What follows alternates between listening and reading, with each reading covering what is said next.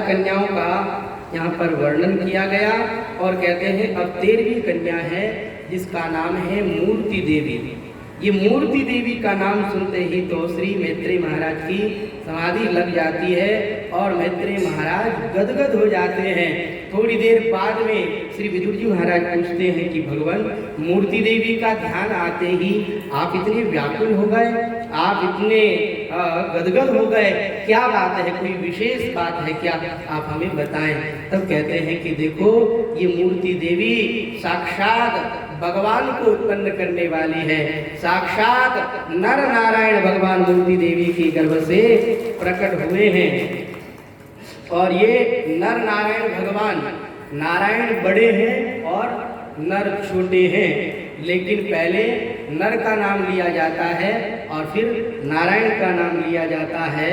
इसका कारण भी यह है कि नर ने तपस्या करके नारायण को प्रसन्न करके कहा कि आप अगर मेरे पर प्रसन्न हो तो मुझे यह वरदान दे दो कि आपसे पहले मेरा नाम लिया जाए। तो भगवान ने तथास्तु कह दिया और तभी से नर और नारायण इस तरह से नाम लिए जाने लगे। तो नर छोटे हैं, नारायण बड़े हैं। ये जो नर नारायण का अवतार है साक्षात भगवान का ही अवतार है, साक्षात भगवान ही नर नारायण के रूप में प्रकट हुए हैं। और ये नर नारायण भगवान हमेशा तप करते रहते हैं। इनकी माता ने तो कहा था कि हम आपका विवाह करा दें, आप विवाह कर लेवें, लेकिन नर नारायण भगवान ने स्पष्ट मना कर दिया कि हमारा विवाह करने के लिए जन्म नहीं हुआ है, हमारा जन्म, हमारा अवतार तो लोक कल्याण के लिए और तप करने के लिए ही हुआ है। इसलिए नर नारायण भगवान ने तप करने का ही निर्णय किया है, क्योंकि बिना तप के इस संसार में सब कुछ व्यर्थ ही व्यर्थ है। इसलिए उन्होंने तप करने का निर्णय किया और हमारे नर नारायण भगवान नैमिषारण्य क्षेत्र में आकर के तप करने लगे। और जब नैमिषारण्य क्षेत्र में तप कर रहे थे तो यहाँ श्री प्रहलाद जी महाराज अपने सैनिकों के साथ में, अपने मंत्रियों के साथ में यहाँ आए और इन्होंने क्या देखा कि ये दोनों तप भी कर रहे हैं और इनके पास में शस्त्र और अस्त्र भी रखे हुए हैं। जो तप करता है उसको तो किसी का भय नहीं होता है, उसकी तो सबके साथ मित्रता होती है, वो तो अजात शत्रु हो जाते हैं। तो फिर ये तप करते हुए भी शस्त्र अस्त्र क्यों रखते हैं? इसका मतलब यह है कि ये कोई पाखंडी है, ये कोई तप करने वाले नहीं हैं। देखिए भगवान भी लीला रचते हैं। प्रहलाद जी महाराज भगवान को न पहचाने ऐसा हो सकता है क्या? लेकिन भगवान की बड़ी विचित्र लीला है, भगवान तरह तरह की लीला करते रहते हैं। प्रहलाद जी के मन में आया कि ये कोई पाखंडी है और उनको जाकर के कहा कि तुम ये तप कर रहे हो, फिर ये अस्त्र शस्त्र लेकर के क्यों बैठे हो, इन अस्त्र शस्त्रों को छोड़ दो। और इस तरह से वहां पर वाक युद्ध होने लगा। वाक युद्ध होते होते फिर अस्त्र शस्त्रों का भी युद्ध होने लगा।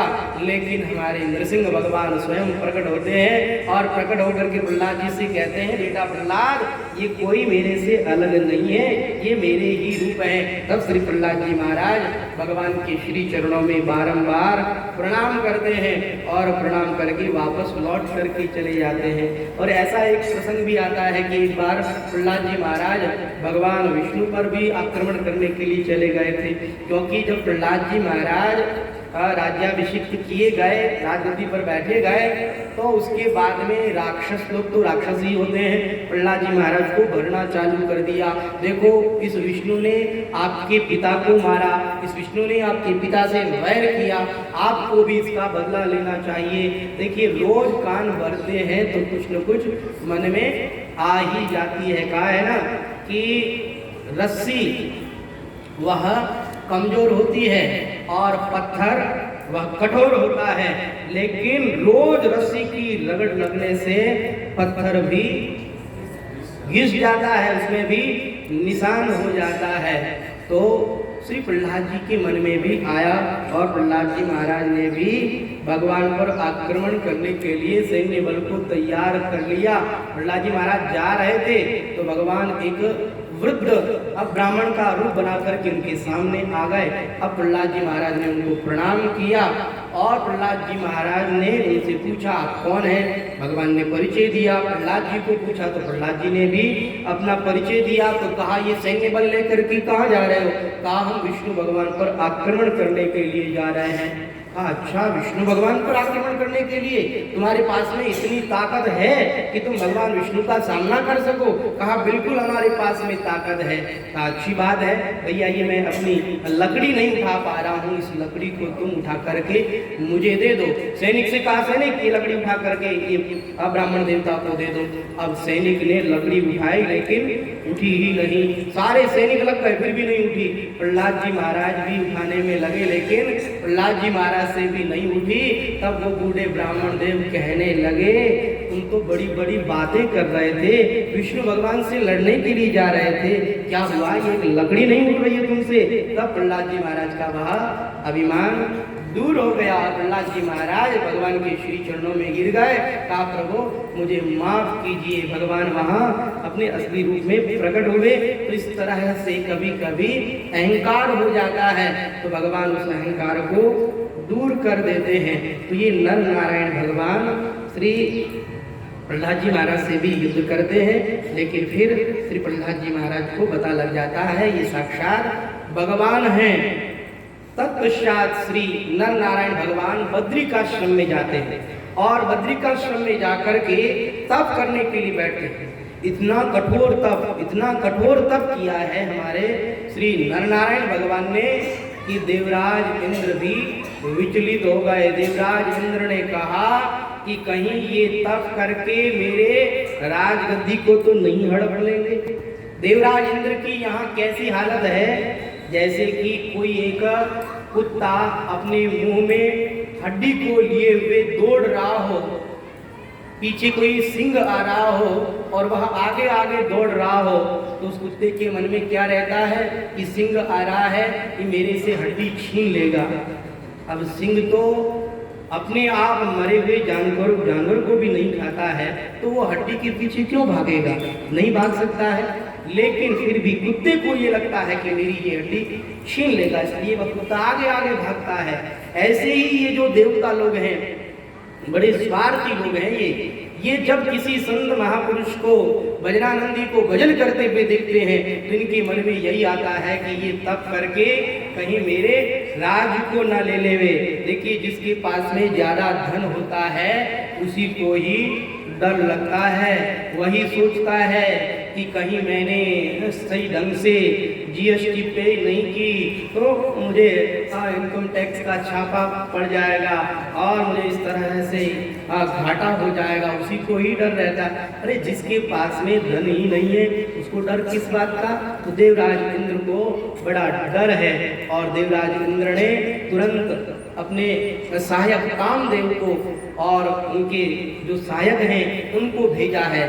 कामदेव आया है और आकर के चारों ओर उसने वसंत ही वसंत फैला दी है और चारों ओर सुगंध ही सुगंध फैला दी है। शीतल मंद सुगंध वायु बहने लगी है और अप्सराएं नृत्य करने लगी है।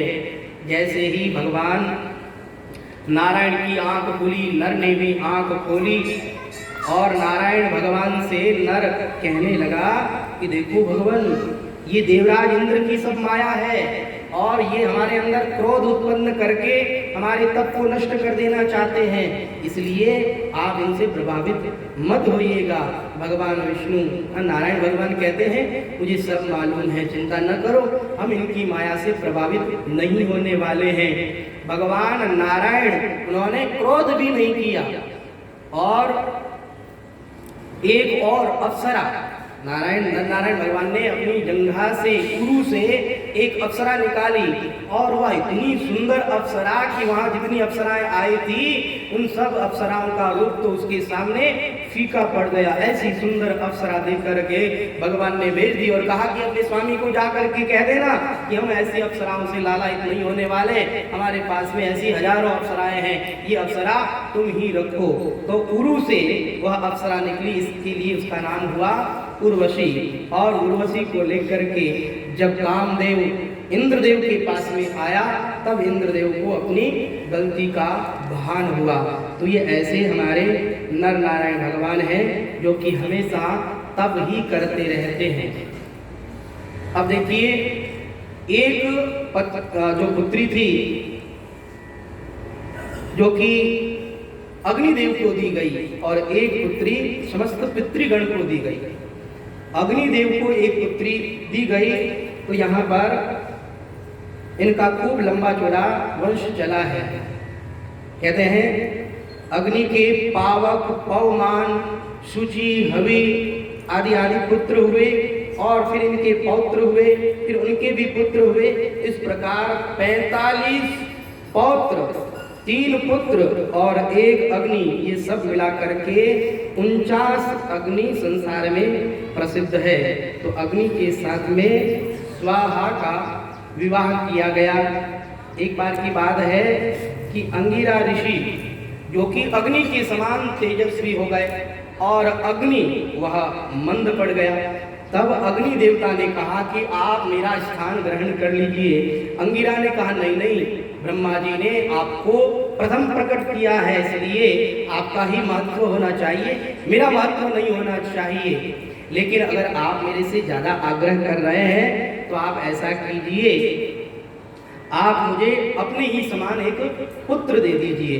तो अग्नि देवता ने अंगिरा ऋषि को एक पुत्र प्रदान किया है और अंगिरा के फिर 7 पुत्र हुए हैं। उनमें बृहस्पति भी अग्नि के पुत्र हुए हैं। बृहस्पति से ही विभिन्न प्रकार की अग्नियां उत्पन्न हुई है। तो ये जो अग्निदेव है ये पहले सर्वभक्षी नहीं थे, लेकिन इनको एक बार शाप मिल गया था, तब से अग्निदेव सर्वभक्षी हो गए थे। कहा महाराज अग्निदेव को शाप किसने दिया, हम इस बात को जानना चाहते हैं। तब कहते हैं कि देखो, एक बार की बात है, भृगु की एक पुलोमा नामक स्त्री थी जिसका विवाह भृगु ऋषि के साथ में हुआ। लेकिन पहले इन पुलोमा का विवाह एक पुलोमा नामक राक्षस के साथ में ही होने की बात हो रही थी, हुआ नहीं था, लेकिन उनका भृगु ऋषि के साथ में विवाह हो गया। अब पुलोमा तो दानव ठहरा, वह इस ताड़ में ही था कि पुलोमा अकेली रहे तो मैं उसका हरण करके ले जाऊं। एक दिन की बात कि बाहर गए हुए थे भृगु ऋषि, पीछे से ये दानव आया और आकर के वह पहचान नहीं पा रहा था कि यही पुलोमा है। तो उसने अग्नि को पूछा, कहा कि देखो अग्निदेव, आप तो सबको जानते हैं क्योंकि आपकी साक्षी से ही सबका विवाह होता है, तो आप मुझे बताएं कि ये मेरी पत्नी पुलोमा ही है ना। अग्निदेव ने कहा नहीं, ये तुम्हारी पत्नी कैसे हो सकती है, तुम्हारे साथ तो केवल बात चली थी, बात चलने से वो तुम्हारी पत्नी थोड़ी हो गई, ये तो भृगु ऋषि की ही पत्नी है। उसने कहा मुझे तो यही जानना था कि ये वही पुलोमा है क्या। अब उसने उनको उठाया और वहां से वहां चला गया। जब भृगु ऋषि आए और भृगु ऋषि को यह पता लगा तो भृगु ऋषि ने अग्नि को शाप दे दिया कि तुमने यह बात बताई क्यों, इसलिए आज से हम शाप देते हैं कि तुम सर्वभक्षी हो जाओगे, जो भी तुम्हारे पास में आएगा हम सबको स्वाहा करते जाओगे। लेकिन अग्निदेव ने उस समय में सत्याग्रह कर दिया। अग्निदेव ने कहा कि अगर ऐसा शाप आप मुझे देते हैं तो मैं भी इस संसार के अंदर व्याप्त नहीं होऊंगा। भृगु ऋषि की अग्निहोत्र की अग्नि बुझ गई और अग्नि सब जगह से गायब हो गया।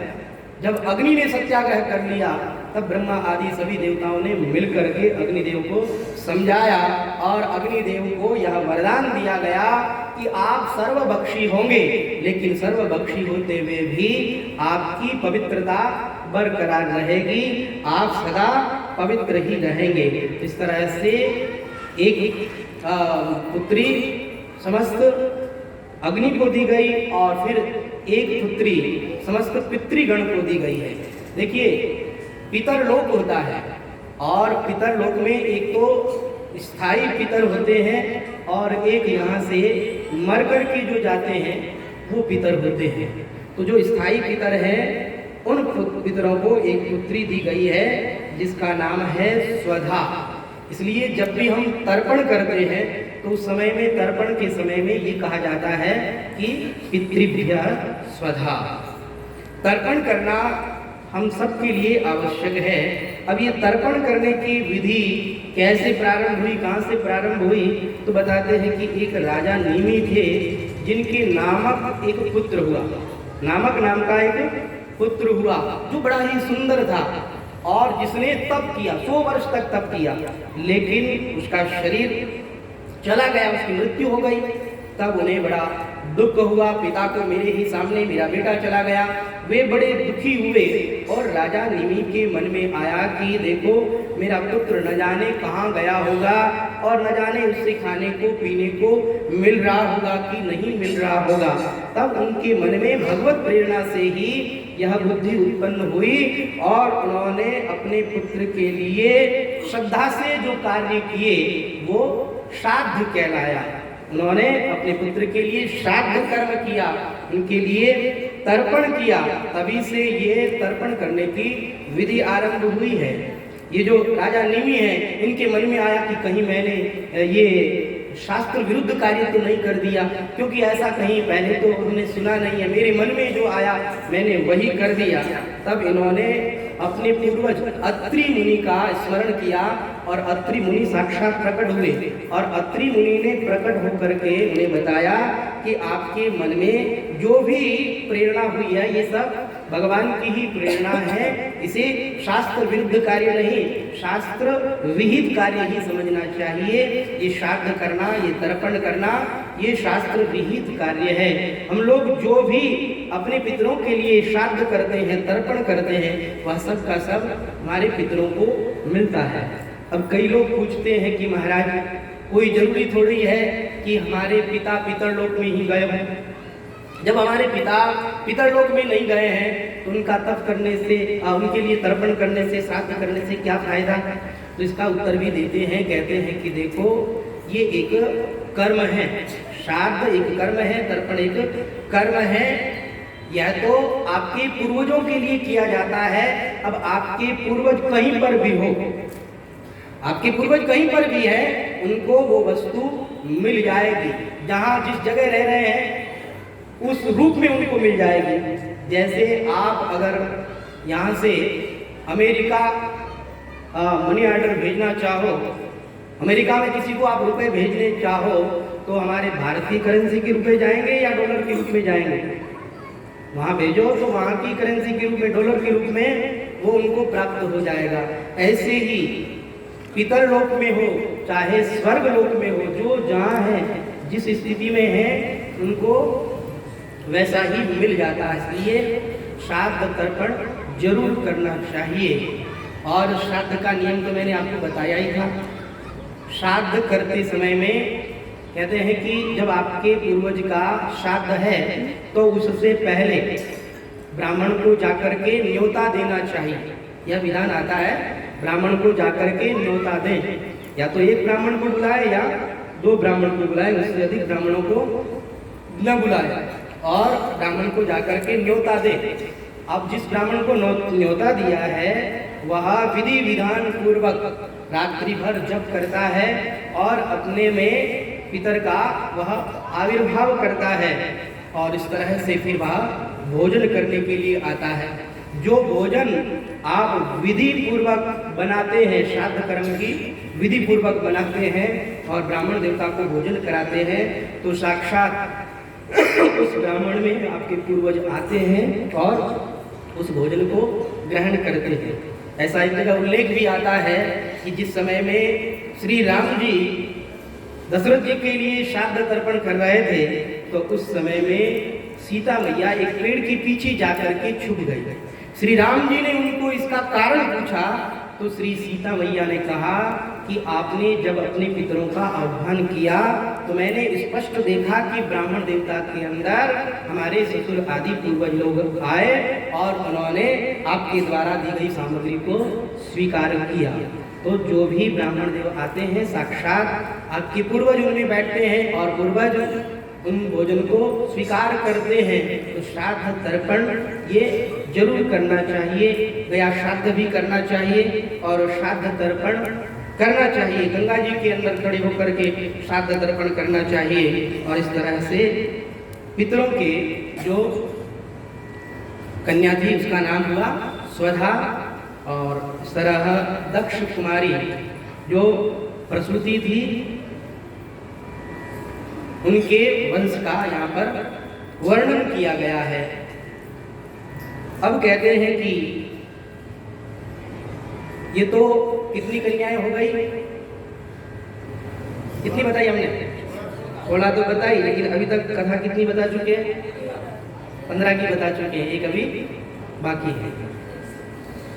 13 धर्म को दी, एक समस्त पितृगण को दी, एक अग्नि को दी और एक संसार का संहार करने वाले भगवान शिव को दी है। देखिए सबका वंश आगे बढ़ा है, सबके पुत्र पौत्र आदि हुए हैं, लेकिन शंकर भगवान को जो पुत्री दी गई उसकी कोई संतान नहीं हुई। अब उनकी संतान क्यों नहीं हुई उसका कारण बताते हुए कहते हैं कि देखो उन्होंने भरी जवानी में ही अपने शरीर का त्याग कर दिया था। कहा महाराज सती ने भरी जवानी में अपने शरीर का त्याग क्यों किया, इसके पीछे क्या कारण रहा, हम इस बात को भी जानना चाहते हैं। तब बताते हैं कि देखो दक्ष प्रजापति को सभापति महोदय बनाया गया। दक्ष प्रजापति प्रजापतियों में श्रेष्ठ है, इसलिए उन दक्ष प्रजापति को प्रजापतियों में श्रेष्ठ बनाया गया है, सभापति महोदय बनाया गया है, इसलिए उनका स्वागत समारोह रखा गया है। अब इस स्वागत समारोह में सब लोग आए हैं, छोटे से छोटे देवता बड़े से बड़े देवता भी आए हैं, लेकिन यहाँ पर सब लोग आ गए हैं और सबसे बाद में दक्ष प्रजापति पहुंचा है।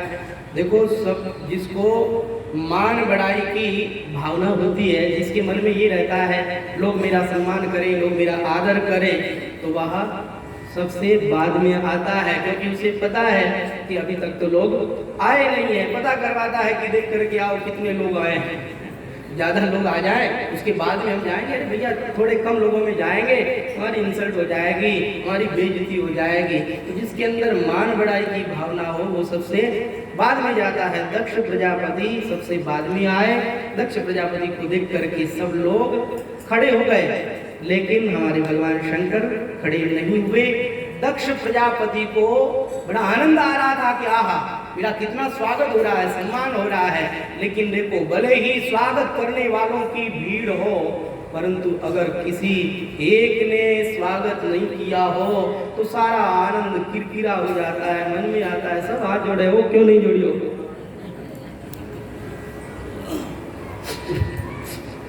इसके मन में क्या है, इसने क्यों नहीं हाथ जोड़ा है?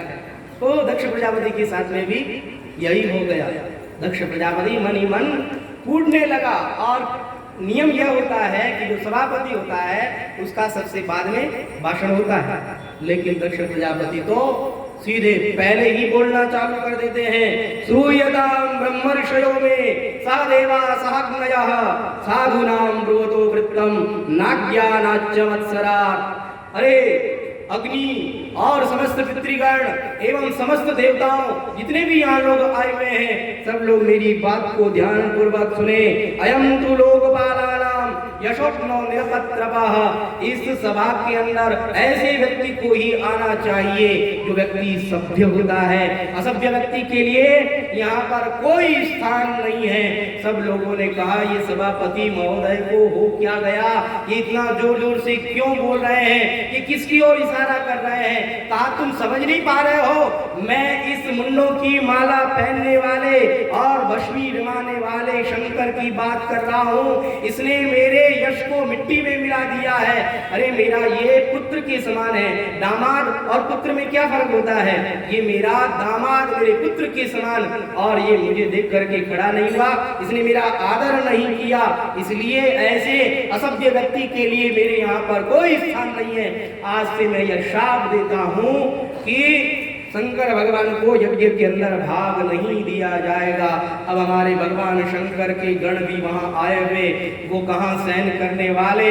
उन्होंने कहा अरे दक्ष प्रजापति जब से आए हो तब से मैं कर रहे हो, अरे तुम हमेशा मैं ही करते रहते हो, जाओ तुम्हें शाप देते हैं कि तुम्हें बकरे का सर लग जाए। भृगु ऋषि ने कहा अरे भैया ये ससुर और दामाद का झगड़ा, तुम लोग बीच में क्यों कूद पड़े? हम भी तुम्हें शाप देते हैं कि तुम जितने भी शंकर भगवान के भक्त हो सब पाखंडी हो जाओ। कहा अच्छा, आपने हमें शाप दिया? हे भृगु ऋषि, हम भी आपको शाप देते हैं कि तुम जितने भी ब्राह्मण हो सबके सब भिक्षुक हो जाओ। इस तरह से आपस में गाली गलौच होने लगा। हमारे शंकर भगवान को तो यह बात अच्छी नहीं लगी। शंकर भगवान ने कहा मेरे कारण और यहाँ की व्यवस्था बिगड़ गई है, मेरे कारण यहाँ का माहौल खराब हो गया है, इसलिए मुझे यहाँ नहीं ठहरना चाहिए। अपने गणों को साथ लिया और शंकर भगवान तो चल दिए। जब शंकर भगवान चले गए और वो वहां पर समारोह समाप्त हो गया, तत्पश्चात वह दक्ष प्रजापति मन ही मन सोचने लगा कि ऐसा कौन सा कार्य करें जिससे कि शंकर का बहुत बड़ा अपमान हो। तो यह दक्ष प्रजापति एक बहुत बड़े यज्ञ की तैयारी करता है, बहुत बड़ा यज्ञ, और उस यज्ञ में सबको आमंत्रित करता है। अब इतना बड़ा यज्ञ है, इस यज्ञ की तैयारी में तो टाइम तो लगेगा ही। चलो एक दिन का इनको हम टाइम दे देते हैं और कल दक्ष यज्ञ विध्वंस होगा, हमें सती माता का चरित्र श्रवण करने को मिलेगा। आज की कथा सत्र को यहीं विराम देते हैं। पुखराज जी शर्मा आपको कुछ निवेदन करना चाह रहे हैं, आप लोग ध्यानपूर्वक श्रवण करें।